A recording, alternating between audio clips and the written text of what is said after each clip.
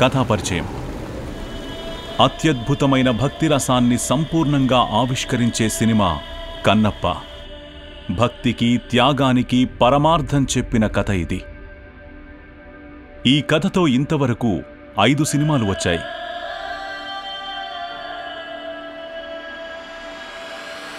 తెలుగులో 2 సార్లు, కన్నడంలో 2 సార్లు, హిందీలో 1 సారి వచ్చాయి.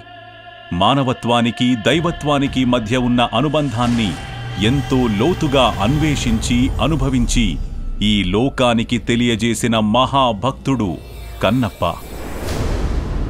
ప్రపంచ ప్రసిద్ధి చెందిన శైవ క్షేత్రాల్లో శ్రీకాళహస్తి ఒకటి.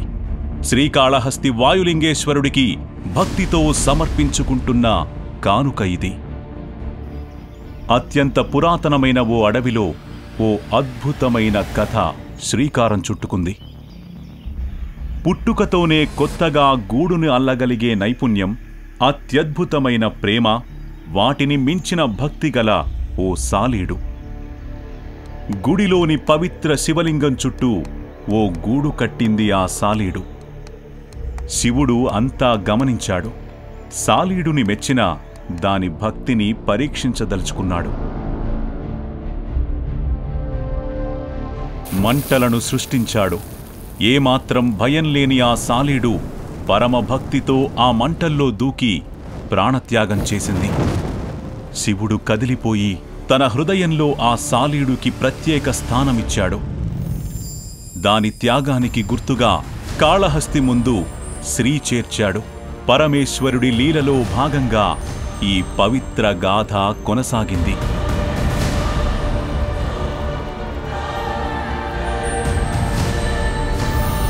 బాగా గర్వం ఉన్న ఓ పాము మెరిసే మణులతో ఆ లింగాన్ని అలంకరించింది. శివభక్తుడైన ఓ ఏనుగు తొండంలోని జలాలతో అభిషేకించేది. కాని ఎందుకా మణులను తోసేసావు? తగిన ఫలితం అనుభవిస్తావు.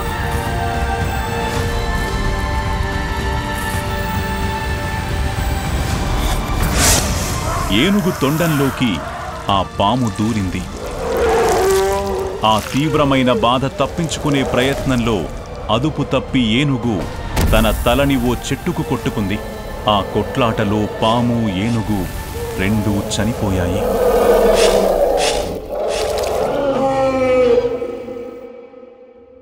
ఇదంతా గమనించిన మహాశివుడు ప్రత్యక్షమయ్యాడు. మీ భక్తిని మెచ్చాను, కానీ ఇంత విపరీతంగా మీరు ప్రవర్తించి ఉండకూడదు. మీ తిరుగులేని భక్తికి మెచ్చి ఇక నుంచి శ్రీకి కాళ, హస్తి అనే మీ పేర్లు జతచేసి ఈ క్షేత్రం శ్రీకాళహస్తిగా ప్రసిద్ధి చెందుతుంది. ఈ ఆలయం గురించి లోకమంతా తెలుసుకునేలా వరమిస్తున్నాను. పవిత్రమైన భక్తికి ఈ గుడి చిహ్నంగా నిలిచిపోతుంది. కైలాసం, పార్వతీ పరమేశ్వరుల నిలయం.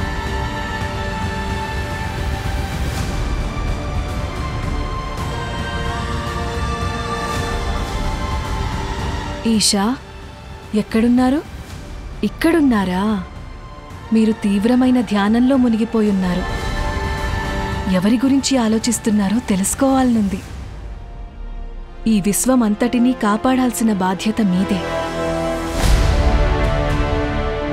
ఈ లోకమంతటికి నీవే తల్లివి పార్వతి. నువ్వుండగా ఆ విషయంలో నాకు ఆందోళనెందుకు? ఈరోజు నేను నా భక్తుల కోసం ధ్యానం చేస్తున్నాను. పరమేశ్వరుడు తన భక్తుల కోసం తపస్సు చేయడమా? నన్నాట పట్టిస్తున్నారా? మీ భక్తులందరినీ ఎప్పుడూ అనుగ్రహిస్తూనే ఉంటారుగా. నేను ప్రత్యేకమైన భక్తుడి గురించి ఆలోచిస్తున్నాను పార్వతి. ప్రత్యేకమైన భక్తుడా? మీ భార్యను అయ్యుండి కూడా మీ మనసులో ఏముందో అర్థం చేసుకోలేకపోతున్నాను. శ్రీకాళహస్తిలోని నా వాయులింగం నీకు గుర్తుందా? మీ వాయులింగ స్వరూపాన్ని నేనెలా మర్చిపోగలను? వాయుదేవుడితో పాటు ఎందరో మహర్షులు పూజించిన వాయులింగమది. కానీ వాయులింగం ఆవిర్భవించినప్పటి నుంచి సామాన్యులకి దర్శన భాగ్యం లేకుండా రహస్యంగా ఉండిపోయింది. నీకో శివరహస్యం చెప్పనా? భూమిపై పుట్టిన ప్రతి ఒక్కరికి వాయులింగ దర్శనం కల్పించే సమయం వచ్చింది. వాయులింగం దర్శన భాగ్యం కల్పించే భక్తుడి గురించే ఆలోచిస్తున్నాను. నా కోరిక నెరవేర్చడానికి ఇప్పటికే జన్మించి ఉన్నాడు. ఎవరతను? అతను ఓ నాస్తికుడు. ఏంటి? సాధారణంగా నేను నా భక్తులకు కోరిందిస్తుంటాను. ఈసారి ఆ భక్తుడు నాకేదో ఇవ్వబోతున్నాడు. అందుకే అతను నాకంత ప్రత్యేకం. తనంతట తానే ఇస్తాడతను. ఏమిస్తాడు? అతనికి అత్యంత విలువైనది, ఎవరూ ఇవ్వడానికి కలలో కూడా ఊహించనిది. ఈ చిన్నారి తిన్నడే దేవుడిని నమ్మనివాడు భవిష్యత్తులో కన్నప్పగా ప్రసిద్ధి చెందుతాడు. నా మహాభక్తుల్లో ఒకడిగా నిలిచిపోతాడు. తన కళ్లతోనే ఈ సమస్త ప్రపంచాన్ని చూడబోతున్నాను. ఈ చిన్నారి నాస్తికుడా మీ వరం నెరవేర్చేది? అవును. ఈ కథని యుగాంతం అయ్యేంతవరకు చెప్పుకుంటూనే ఉంటారు. ఇంకా ఉంది. తిన్నడి విల్లు గురించి. మన ఈ కన్నప్ప కథలో తిన్నడు వాడిన విల్లుకి చాలా ప్రత్యేకత ఉంది.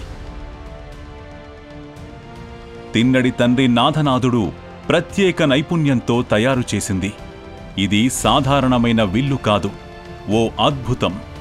అవసరమైనప్పుడు అదే విల్లు 2 శక్తివంతమైన కత్తులుగా మారేలా తయారు చేసిన విల్లు. తిన్నడికి 5 ఏళ్ల వయసున్నప్పుడు అడవిలోకి ఒంటరిగా వెళ్ళాడు. ప్రమాదకరమైన పులికి ఎదురుపడ్డాడు. కాని తిన్నడు భయపడలేదు. చురుగ్గా అతని బుద్ధి పనిచేసింది. దగ్గరలో ఉన్న ఓ పదునైన కర్రతో ఆ పులికి ఎదురు తిరిగాడు. తన కుమారుడి ధైర్యాన్ని, ప్రతిభని దగ్గరుండి గమనించిన నాథనాథుడు తిన్నడి సాహసానికి గుర్తుగా ఆ పులి పక్కటెముకలు ఉపయోగించి ఈ విల్లుని తయారు చేశాడు. ఈ విల్లు సాధారణమైన ఆయుధం కాదు. విల్లుని మధ్యలో విడగొడితే 2 కత్తులుగా మారేలా నాథనాథుడు ఈ విల్లుని ప్రత్యేకంగా రూపొందించాడు.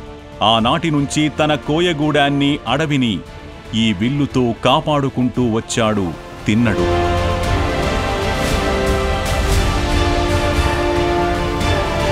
కన్నప్ప ప్రత్యేకమైన విల్లు, అతని ధైర్య సాహసాలు చరిత్రలో నిలిచిపోయాయి.